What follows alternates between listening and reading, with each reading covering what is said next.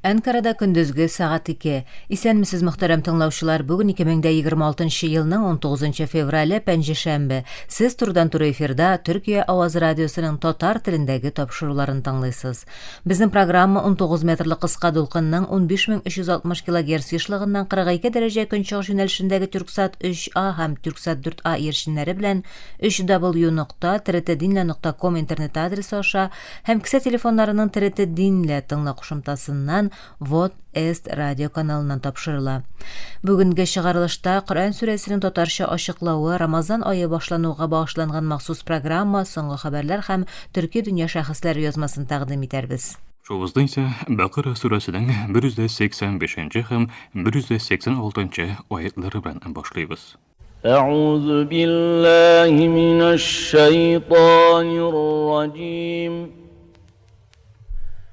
بسم الله الرحمن الرحيم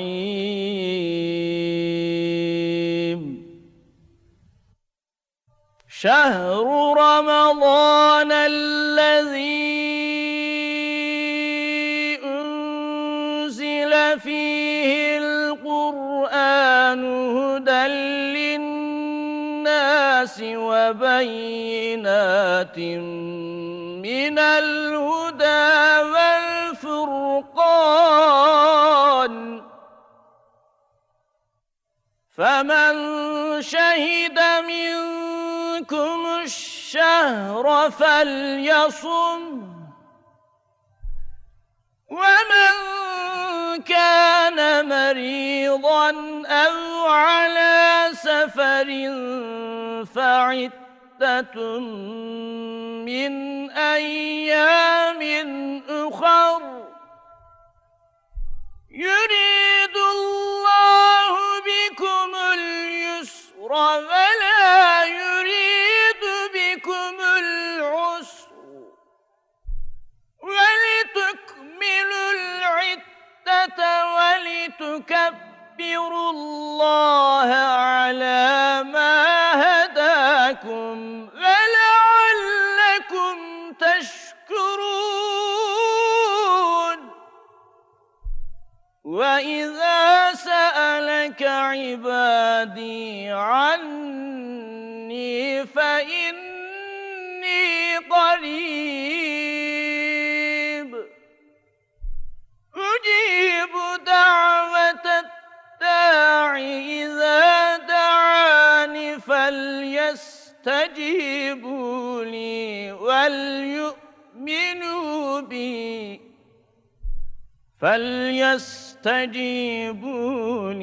وليؤمنوا بي لعلهم يرشدون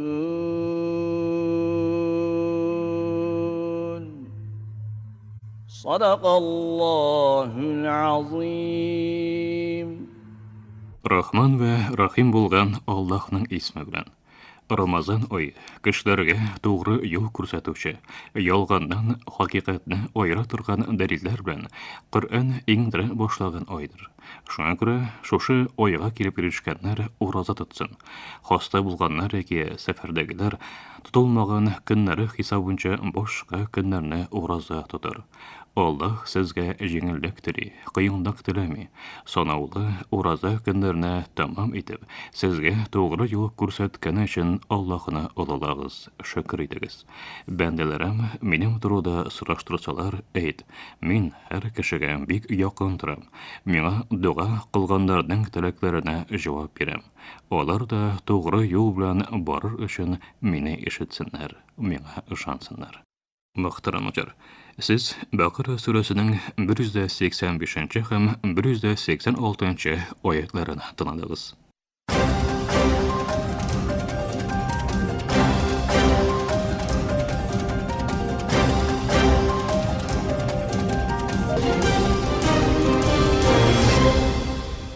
Соңгы хәбәрләр.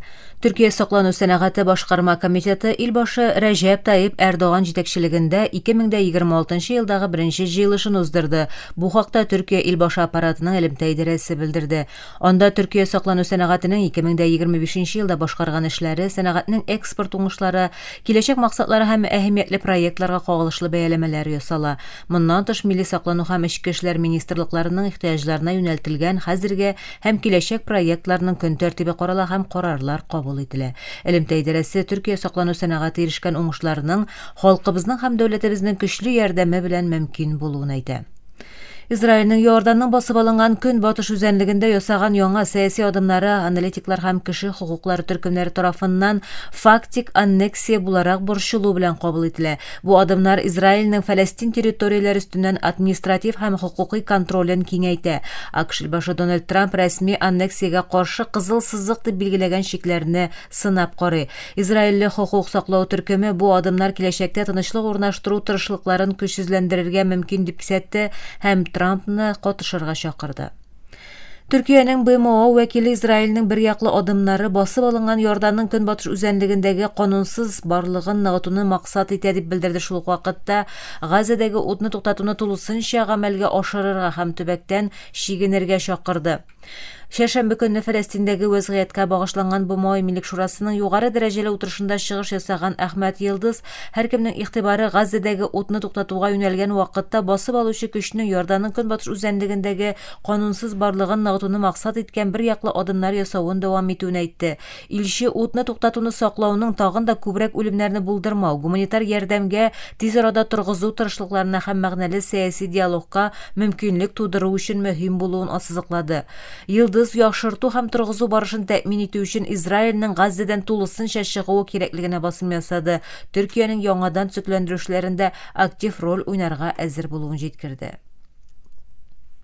АКШ матбугат чаралары Вашингтонның Сүриядә калган якынча 1000 гаскәриен чыгару турында карар кабул итүен яза. Wall Street Journal газеты рәсми затларга сылтама белән хәбәр иткәнчә, чыгару этаплап кыскарту процессыннан соң киләсе 2 ай эчендә тәмамланачак. Хисапта Вашингтонның элеккеге берлектәше ЕПГ террорчы оешмасының җимерелүенә сылтап, АКШ хәрбиләре кирәк түгел дигән нәтиҗәгә килү әйтелә. Русия вәкаләтләре пәнҗешәмбе көнне үз көчләренең төн буе 113 Украина кешесез һава аппаратын юк итүен, аларның кайберләренең төньяк көнбатыштагы нефть эшкәртү объектын нишанга алып, нефть саклау резервуарында янгынга китерүен белдерде. 4 еллык сугышка чара табу максаты белән яклар шәшәмбе көнне Женевада АКШ арадашчылыгында үткәрелгән 2 көнлек сөйләшүләрне төгәлләде. Һәр ике якта очрашуны авыр дип бәяләде, ниндидер алга китешкә ирешелмәде. Русия саклану министрлыгы ясаган белдерүдә шәшәмбедән пәнҗешәмбегә караган төндә Русия көчләренең 113 Украина дронын туктату һәм юк итү хәбәр ителде. Төбәк губернаторы Михаил Ведерников Мәскәүдән якынча 500 чакрым көнбатыштагы Великий Лукидагы нефть эшкәртү объектын нишанга алган дрон һөҗүменең нефть саклау резервуарында янгынга китерүен җиткерде. Ведерников беренче мәгълүматларга күрә һөҗүмнең тыныч халык яки нефть эшкәртү объекты персонал арасында яралануларга китермәвен белдерде. БМОның атом төш энергиясе буенча күзәтүчесе Рафаэль Гросси Женевада Оман арадашчылыгында узган соңгы сөйләшүләрне алга китеш дип атаса да, Иран һәм АКШ арасында килешүгә ирешү өчен вакыт азая дип кисәтте. МАГАТЭ җитәкчесе сөйләшүләр бик катлаулы, чөнки Тәһран узган елга низаг вакытында АКШ һәм Израиль тарафыннан һөҗүм ителгән объектларга инспекторларның керүен чикләүне дәвам итә диде.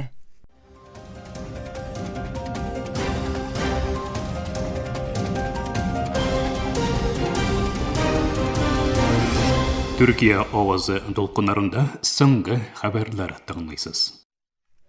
Türkiye илбашы Рәҗәп Таyyip Эрдоган Рамазан аена багышланган котлавында бу мөбарәк айның милләткә, ислам дөньясына һәм барлык кешелеккә бәрәкәт китерәчәгенә өмет белдерде.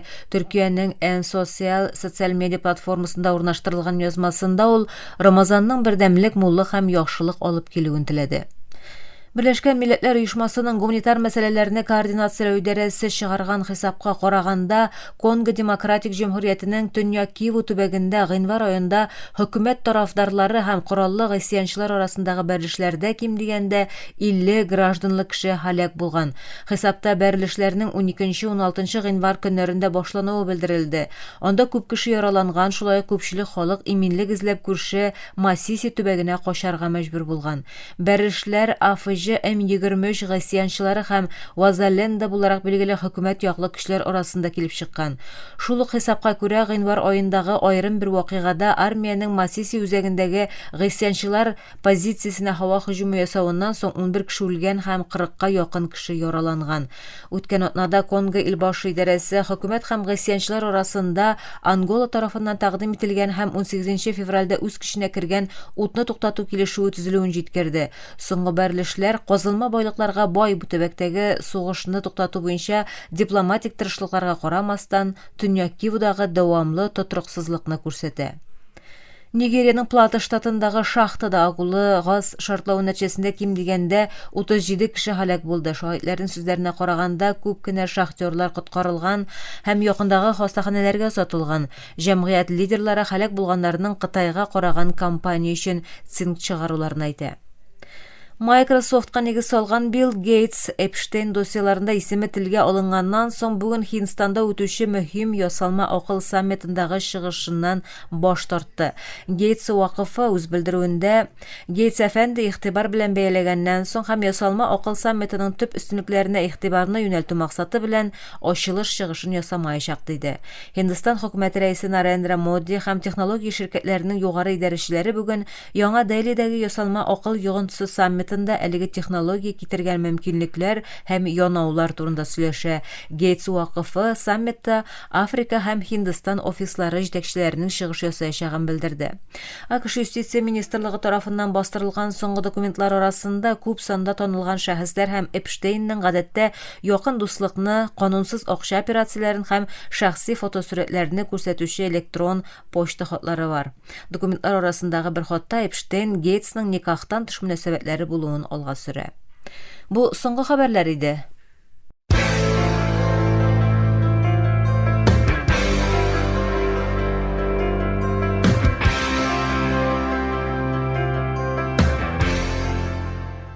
İslam dünyası Ramazan ayına ayak bastı. Bu ayda urazа tutula. Urazа сәхәрдән башлап ахшам азанына кадәр ашамау, эчмәү, ир-хатын якынлыгы кылмау димәктер. Акылы камил булган, балык яшенә җиткән һәр мусульманга ураза тоту фарыздыр. Ураза ислам җәһәтеннән бәдән белән дә, рух һәм җан белән дә башкарылган гыйбадәт. Рамазан аенда ифтар һәм сәхәр ашлары ашала. Рамазан аенда уразадан тыш тагын бер гыйбадәт исә таравих намазы. Таравих Рамазан аена махсус. Ясту намазыннан соң укыла торган намаз. Бөтен ислам дөньясының Рамазан аен котлыйбыз. Шушы изге айда тәүбәләрнең кабул ителүен һәм дөньяда тынычлык, иминлек булуын теләп калабыз.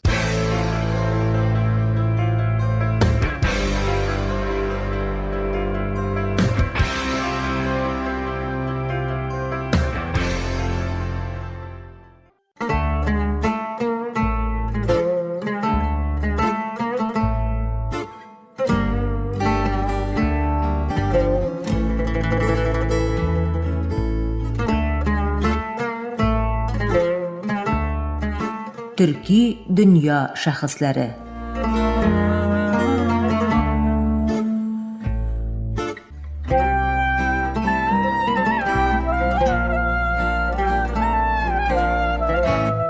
Мөхтәрәм тыңлаучылар, Төрки дөнья шәхесләре тапшыруыбызның бүгенге чыгарылышында Мәхмүд Кашгари һәм аның тарихта тирәнис калдырган Диван әл-Лөгат төрк сүзлеге турында сүз алып барабыз. Аны халыкара мөнәсәбәтләр белгече Җәмил Дуач Ипәк әзерләде.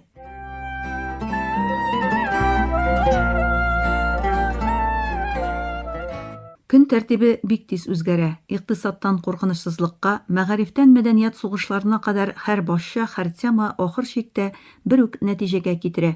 Милләт була белү, Милләт булу бер үк борчу хәсрәт өчен кайгыру, бер үк сөенүчкә шатлану, бер үк сүзләр белән иртәге көнгә таба бару ул. Нәкъ менә шушы ноктада 1000 ел элекедән килгән Мәхмүд Кашгариның тавышы бүген безгә үзең булып кал дип пышылдый. Бүгенге төрки дөнья бик зур мөмкинлекләргә ия. Транспорт коридорлары, энергетика линиялары, саклану тармагында хезмәттәшлек, мәгариф һәм мәдәният өлкәсендә уртак адымнар. Бу өлкәләрнең барысында да озак вакытлы уңышка ирешү без кем дигән сорауга уртак җавап бирә алган очракта гына мөмкин. Мәхмүд Кашгари нәкъ менә шуны, төрки дөньяны, аның исемен һәм сүзен бер түбә астына җыюны эшли. Шыганакларда Мәхмүд Кашгариның тормышы турында аз мәгълүмат бирелә. Үз әсәрләрендә үзе турында җентекләп сөйләми. Шуңа да карамастан аның хезмәтендәге ишарәтләр һәм тарихи кысадан аның төрки кабиләләр арасында сәяхәт иткән тел материаллары җыйган галим булуы аңлашыла. Диван-ы лөгать иттерү, язу барысы да бик зур тырышлыкның нәтиҗәсе булып тора. Мәгълүматлар әсәрнең 1072 елда башлануын һәм 1074 елда тәмамлануын күрсәтә. Шулай ук аның хәлифкә соңгы төзәтмәләр белән тәкъдим ителүе дә әйтелә. Мондагы мөһим нокта шул: Мәхмүд Кашгари сүзлеген төрки телдән гарәп теленә язганда максатының сүз эквивалентлары гына бирү булмавын күрсәтә. Мисал җөмләләр, мәкалләр, 4 юллыклар һәм аңлатмалар белән төрки телне тере мәдәният итеп чагылдыра. Диван-ы лөгать ит-төрк иң борынгы төрки сүзлекләренең берсе булудан тыш энциклопедик әсәр. Ул грамматик үзенчәлекләрдән диалекталь аермаларга кадәр, кеше, кабилә, урын исемнәреннән фольклорга кадәр киң тематиканы үз эченә ала. Бу яктан ул 11 гасыр төрки дөньясының социаль һәм мәдәни күренешен дә чагылдыра. Әсәргә кертелгән дөнья картасы аерым символ булып тора. Төрки җәмгыятьләр яшәгән географик урыннарны күрсәтү өчен ясалган бу карта төрки дөнья һәм гомумән дөнья картографиясе тарихында аерым урын алып тора. Картаның техник үзенчәлекләре һәм кулъязма эшендәге урыны кебек детальләр дә тикшеренүләрдә карала.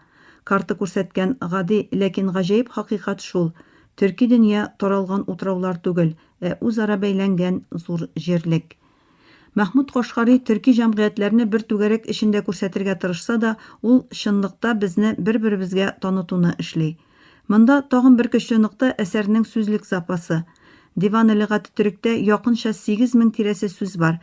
Өстәвенә бу сүзләр көндәлек тормышның конкрет һәм абстракт барлык аспектларын чагылдыра.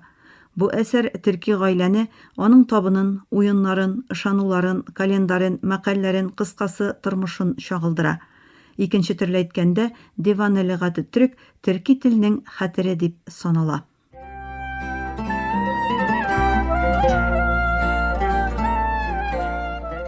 Мәхмүд Кашгарины бүгенге көндә мөһим кылган нәрсә гади мактау гына түгел, аңлы позиция. Әсәрнең кереш өлешендә төркиләрнең күтәрелеше төрки телне өйрәнү зарурлыгына басым ясала. Диван-ы лөгать ит-төрктәге мәшһүр искәртмәләрнең берсе хәдис цитатасы: "Төрки телне өйрәнегез, чөнки алар озак хакимлек итәчәкләр." Кашгари моны төрки телне өйрәнүгә тәшвик итү буларак куллана. Мәхмүд Кашгариның максаты гарәпләргә төрки телне өйрәтү генә түгел, әсәрнең гомуми темасы төрки теленең гарәп теле кебек үк көчле һәм бай тел булуын күрсәтү һәм аны фән һәм мәдәният теле итеп карау. Бердәмлек идеясының иң конкрет чагылышы аның төрки кабиләләрне төрки исеме астында берләштергән карашы. Уйгырдан угызга, Кыпчактан Төрекмәнгә кадәр киң спектрны бер үк исем астында карап, бүгенге көндә без төрки дөнья дигән зур гаиләнең уртак өлешен ныгыта. Кашгариның угыз кабиләләрен җентекләп теркәп баруы да игътибарга лаек. Аның угыз кабиләсенә исемнәрен, тамгаларын һәм системаларын җентекләп тасвирлавы үз заманының сәяси чынбарлыгын һәм төрки кабиләләренең бер-берсен тану ихтыяҗын күрсәтә. Һәркем белергә тиеш дип әйтү бердәмлекне билгесезлеккә, наданлыкка калдырып булмауны күрсәтә. Бердәмлек зур сүз түгел, ул милләтнең көндәлек телендә яши. Диван-ы лөгать ит-төрктәге мәкалләр дә моны күрсәтә. Тау белән тау очрашмый, кеше белән кеше очраша кебек әйтемнәр бүген безгә бер үк кавымнан һәм телдән булган кешеләрнең, хәтта ераклык аларны аерса да, кабат очрашачагын искә төшерә. Бу очрашу кай вакыт сәүдә аша, кай чак мәгариф аша, кай вакыт мәдәният аша була. Ләкин иң мөһиме ул күңелләр, йөрәкләр бәйләнеше аша була.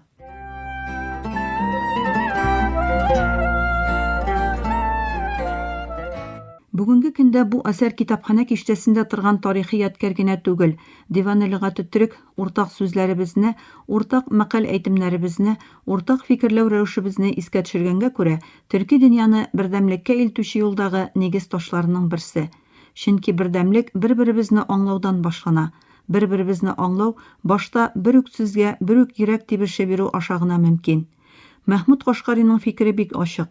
Төрки дөнья бер үк чор эчендә, бер үк сынаулар аша уза. Кайбер урыннарда тел бозыла, кайберләрендә милли үзаң какшый, кайберләрендә эчке милли бүленешләр көчәя. Мондый вакытларда үткәннең зирәклеген бүгенге көн эшенә кертү кирәк. Мәхмүд Кашкари төрки телене бер сүз буларак түгел, байрак итеп күрде. Кабиләләрне, шәһәрләрне һәм телләрне бер картада берләштергәндә, ул асылда бердәмлек ифыгын сызды. Бүгенге көндә төрки дөнья белем бирүдә уртак проектлар, мәдәниятта уртак җитештерү, икътисадта үзара ышаныч һәм сәясәттә координация аша үзен ныгытырга тиеш булса, моның өчен иң ныклы нигез янә тел. Тел уртак булганда йөрәк тә уртак була, йөрәк уртак булганда юл да уртак була. Шуңа күрә Мәхмүд Кашкариның Диван-ы Лөгать Түрк әсәре үткәннәр китабы гына түгел. Ул без булу, бер үк тамырдан булган кешеләрнең бер-берсен танып, якынайып, бер үк ифыкка карау китабы. Мөхтәрәм тыңлаучылар, халыкара мөнәсәбәтләр белгече Җәмил Дуаш Ипәк әзерләгән Төрки дөнья шәхесләре тапшыруыбызның бүгенге чыгарылышында Мәхмүд Кашкари һәм аның тарихта тирән из калдырган Диван-ы Лөгать Түрк сүзлеге турында сүз алып бардык. Киләсе тапшыруда күрешкәнгә кадәр исән, имин булыгыз.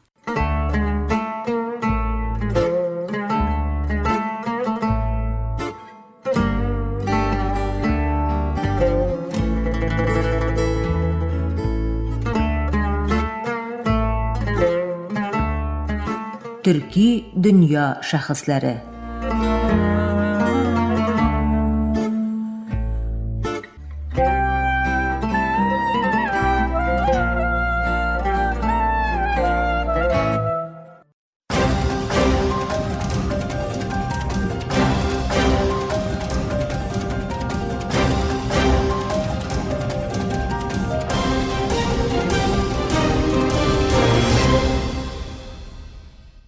Мөхтәрәм тыңлаучылар, Төркия авазы радиосының татар телендәге тапшырулары шушының белән ахырына якынлашты. Тапшыруларыбызны Яршан, интернет һәм кесә телефоннарының ТРТ динне кушымтасы аша тыңлыйларсыз.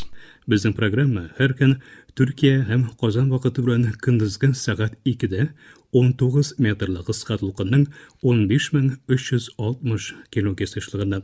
Төрксат 3А һәм Төрксат 4А Яршны белән www.trtdinne.com интернет адресы аша вот из радио каналыннан тапшыла. Ярты сәгатьлек тапшыруларыбызның кабатлавын Төркия һәм Казан вакыты белән сәгать кичке 8нче артыда 42 дәрәҗә көнчыгыш юнәлешендәге Төрксат 3А һәм Төрксат 4А ярышлары белән www.trtdinne.com интернет адресы аша һәм кесә телефоннарының ТРТ динне кушымтасы аша вот Вест радио каналыннан тыңлыйларсыз. Тапшыруларыбыз турында уй-фикерләрегез һәм киңәш тәкъдимнәрегезне көтеп калабыз. Мөхтәрәм тыңлаучылар, безнең адрес латин хәрефләре белән ПК 33 Яне Шакир, Анкара, Төркия. Почта индексы 06443. Электроник почта адресыбыз tatar@trт.net.tr. Әлегә без сезнең белән саубуллашабыз. Эфирдә киләсе очрашуга кадәр.